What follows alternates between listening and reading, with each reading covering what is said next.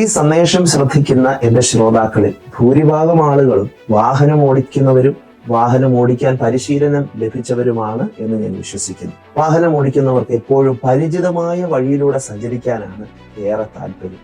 കാരണം ആ വഴിയിൽ എന്ത് മുമ്പിലുണ്ട് എന്നും ലക്ഷ്യസ്ഥാനത്ത് എത്ര വേഗത്തിൽ എത്ര സമയത്തിനുള്ളിൽ എത്തിച്ചേരാമെന്നും അവർ ഉള്ളത്തിൽ പരിചിതമായ ഒരു വഴിയിലൂടെ പോകുമ്പോൾ ഒരു ബോധ്യം ലഭിക്കും. എന്നാൽ മുമ്പ് പോയിട്ടില്ലാത്ത അപരിചിതമായ വ്യത്യസ്തമായ ഒരു പാതയിലൂടെ സഞ്ചരിക്കുമ്പോൾ ഉള്ളത്തിൽ ഒത്തിരി ചോദ്യങ്ങളും സംശയങ്ങളും ഭയവും ഒക്കെ ഉണ്ടാകാൻ സാധ്യതയുണ്ട്.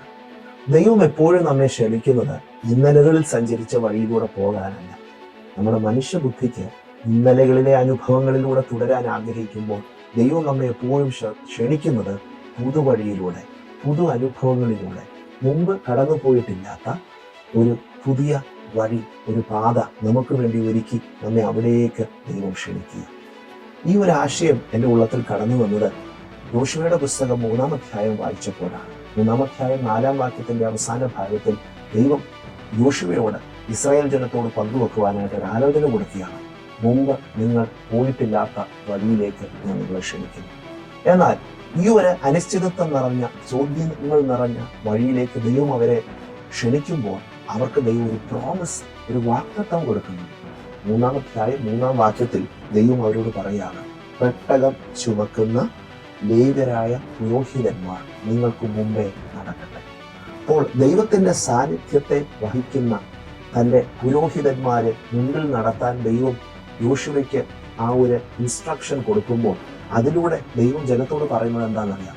നിങ്ങൾ പോകുന്ന വഴി നിങ്ങൾക്ക് പരിചയം അല്ലായിരിക്കും, എന്നാൽ നിങ്ങളെ നയിക്കുന്നവൻ നിങ്ങളുടെ മുമ്പിലുണ്ട്. ഇന്ന് ഈ സന്ദേശം കേൾക്കുമ്പോൾ പരിശുദ്ധാത്മാവ് വളരെ വ്യക്തമായി എൻ്റെ ശ്രോതാക്കളോട് ഈ സന്ദേശം കൈമാറാൻ ആഗ്രഹിക്കുന്നു. നിങ്ങൾക്ക് പരിചിതമല്ലാത്ത ജീവിതാനുഭവങ്ങളിലൂടെ, ഒരുപക്ഷെ പഠനത്തിനായി, ജോലിക്കായി ഒരു പുതിയ സ്ഥലത്ത് നിങ്ങളിപ്പോൾ ആയിരിക്കുകയായിരിക്കും. ജീവിതത്തിന്റെ പല മേഖലകളിൽ ഇതുവരെ പരിചിതമല്ലാത്ത ചില അനുഭവങ്ങളിലൂടെ, യാത്രകളിലൂടെ കടന്നുപോയിക്കൊണ്ടിരിക്കുന്ന വ്യക്തികളോട് പരിശുദ്ധാത്മാവ് പറയാണ്, ഭയപ്പെടണ്ട, ഞാൻ നിന്റെ കൂടെയുണ്ട്. എൻ്റെ സാന്നിധ്യം നിനക്ക് വഴി കാണിച്ചു തരും. എൻ്റെ സാന്നിധ്യം കൂടെ ഉണ്ടെങ്കിൽ എത്ര അപരിചിതമായ വഴികളിലും നീ ഭയപ്പെടേണ്ട ആവശ്യമില്ല. ധൈര്യത്തോടെ എന്നോടൊപ്പം യാത്ര ചെയ്യുക. ഈ സന്ദേശം നിങ്ങളുടെ ഉള്ളത്തെ ബലപ്പെടുത്തട്ടെ. ഇതൊരു പ്രൊഫറ്റിക് വേർഡാണ്.